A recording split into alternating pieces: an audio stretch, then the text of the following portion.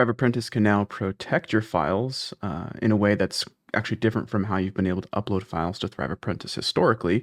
Historically, you upload a file as like an asset or a resource into a Thrive Apprentice course lesson, for example, and that file is technically not protected. The user can download it and get that link pretty easily from Chrome and then share that link.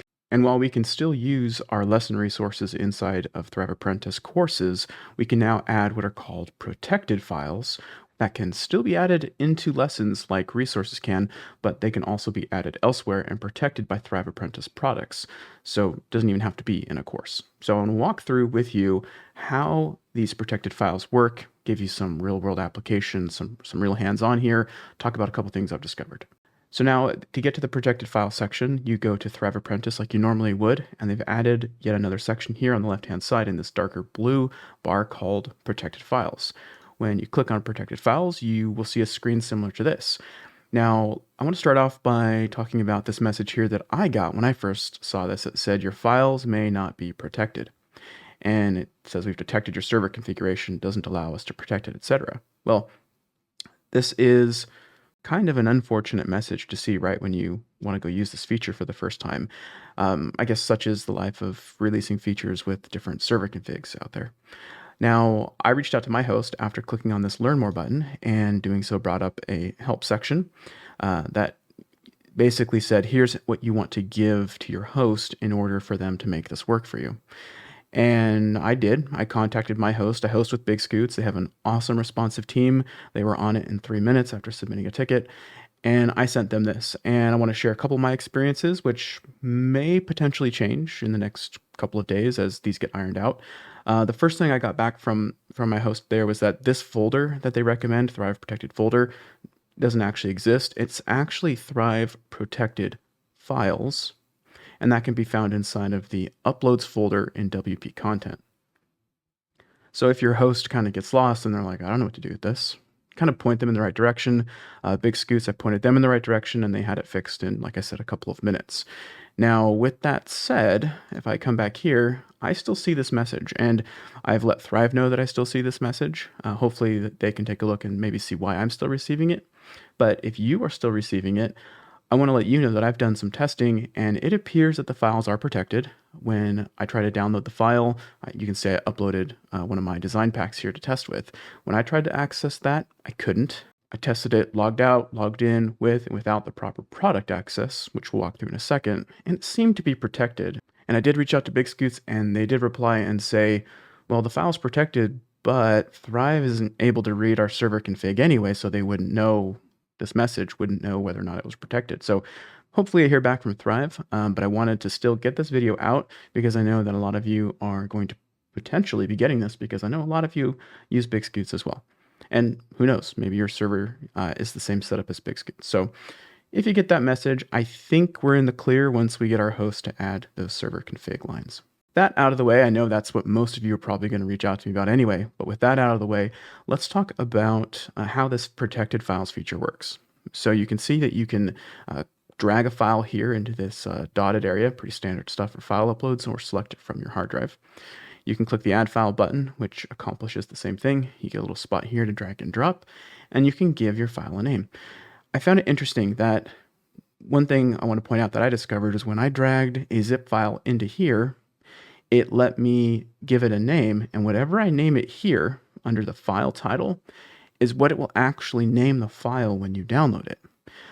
I think that might be part of the security feature, because I do know, if you're like me, I've already dug into my FTP to see this, when you upload files, they get renamed by your server. So let's say I upload a file called Doug's Design Pack. Well, in the server itself, in the WP Content Uploads folder under Thrive Protected Files, it's going to give it like a random serial number, kind of unidentifiable. And I mean, the chances of guessing it are practically zero.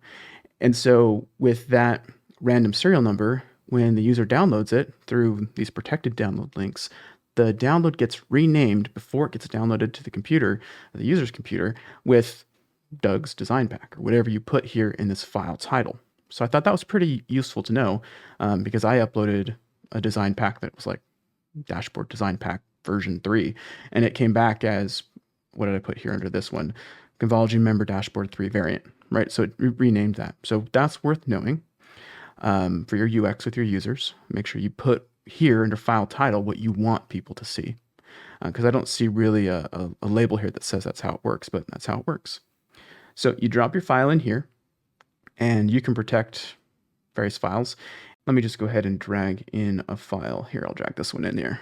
There we go. So you can see the file that I've uploaded is called Convology Member Dashboard 3 variant, and you can see the file title here was automatically put in, so I can keep that, or I can rename this. I'll just call this, like we are saying, Doug's. I don't know how it likes apostrophes. Let's test that. We'll call it Doug's Dashboard.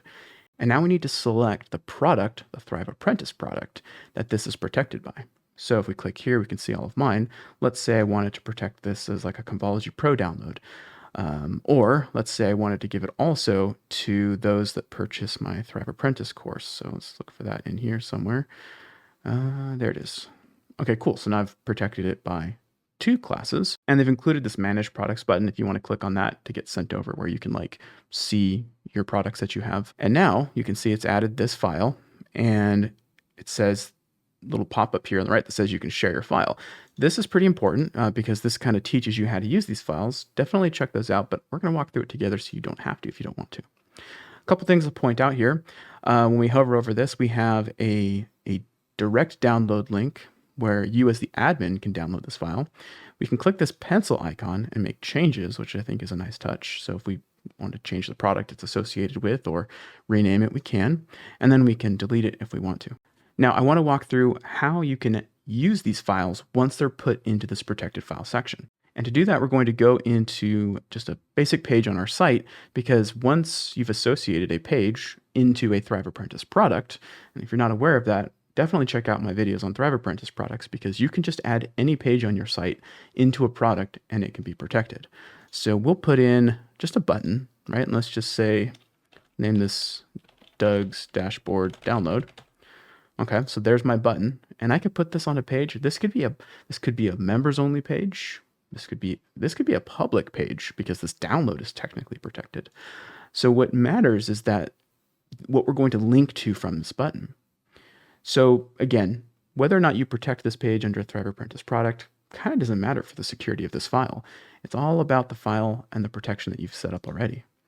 So let's make this button download my file. I'll click on the button itself. And over here under button link, under main options button link, there are these stacked circles, and it's the dynamic link button. We want to select that, and we want to select protected file, and we're going to now choose our file. You can see I have the 2 that you saw on the dashboard. I'll choose Doug's Dashboard, and then I'll click Insert. Great, dynamic link successfully added. Now let's go ahead and click Save Work and preview that. Now, I'm testing this for the first time. I put an apostrophe in there, and I wonder how they handle that. So I'm going to download my protected file, and it downloaded. Down here, you can see it actually took out the apostrophe. So they've cleansed, I don't know, what, sanitized, is that the terminology? They fixed it. They took out the apostrophe, which doesn't play nice with files, to Doug's Dashboard.zip. And you can see there, Doug's Dashboard.zip was not what I had uploaded. I had uploaded a file called Convology Member Dashboard 3 variant. So like I said, bear in mind, they will rename it for you. Now, this file is protected. If I right click and let's copy that link and open a new incognito window. Okay, we are now in a new incognito window, and I'm going to click this download button, same download link. I click on it, and here it is. I got an error message that says this course is available to Convology Pro members. So let's talk about this, because I think this is interesting. This is called, I call them access restriction rules. They go by 2 names depending on if you get to it by the settings or the product. But let's look at that right now. So under your products, I'm again on the left-hand side, products, select your product, come into it. You can see there's a section called access restriction rules. And here are the standard contexts. The user's not logged in, the content is locked because it's stripped, or they are logged in and they don't own it and they need to buy it. So for mine, you just saw that my message said, hey, you don't own this course. Well, that's true because that's an access restriction rule. If I click here under display content and then edit with Thrive Architect, this is a access restriction rule, a custom one that I made, and here it is, right? This course is only available to Convology Pro members and enrolled students. I could put something like this content, I can generalize it, and I might want to do that because the whole point of what I'm showing you here is that your downloads, your protected files, as soon as you associate them with a product, then they inherit that product's access restriction rules. Because really what you're doing when you access the download is you're accessing the product, right? The benefits of having that product, whether it's a course or a membership that's protecting those files, you don't have access to it. So keep that in mind. You may want to update or amend some of your access restriction rules to make them a little bit more applicable to downloads. It's something I'm going to do myself. Now, I do want to come back here because we did a button where I select the button on the left-hand side under main options. We went to the dynamic link section. Well, I've gotten this question quite a bit. Well, what if I don't want to use a button to do these types of dynamic links? So we could just say download link. You can literally add this as just a hyperlink, right? Select the text, and up in here in this text styling bar, you can, again, look for that stacked circle, click on it, and click protected file, same deal, Doug's dashboard, insert. Interestingly, though, this is interesting.